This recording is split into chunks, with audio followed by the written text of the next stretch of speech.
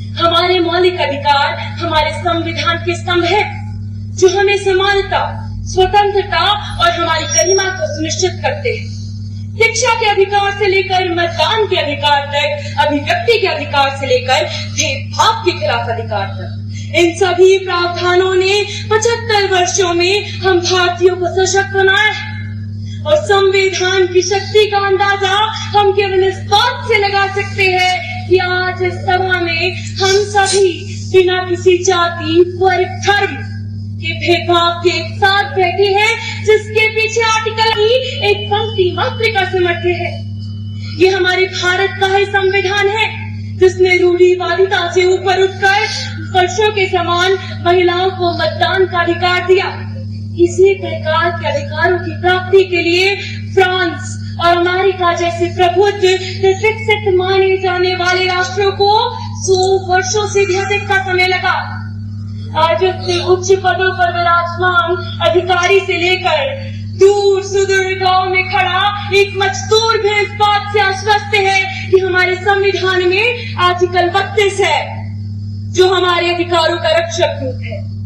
हमारे कर्तव्य और अधिकार एक दूसरे के पूरक है। यदि आप सभी अपने कर्तव्यों का पालन करते हैं, तो किसी को भी अपने अधिकारों के लिए लड़ने की आवश्यकता नहीं होगी।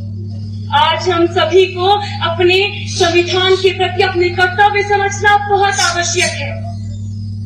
बदलते तकनीकी दौर में लोगों का समाजीकरण भी बदला है और अधिकारों की आवश्यकता भी बदली है। हमारा संविधान केवल एक किताब नहीं है। जी हाँ, हमारा संविधान केवल एक किताब नहीं है, ये हमारे भारत की जीवन रेखा है।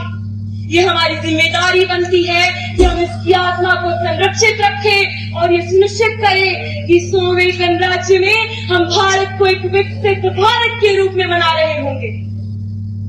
कि हम भारतीय हर नदी को गंगा मानते हैं।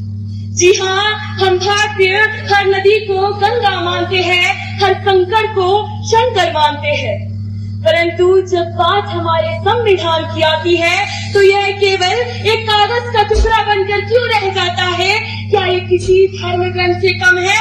जी नहीं मान्यवर, ये मेरे लिए, हमारे लिए सर्वप्रथम प्रार्थना है और इसकी नींव है हमारा संविधान। जय हिंद, जय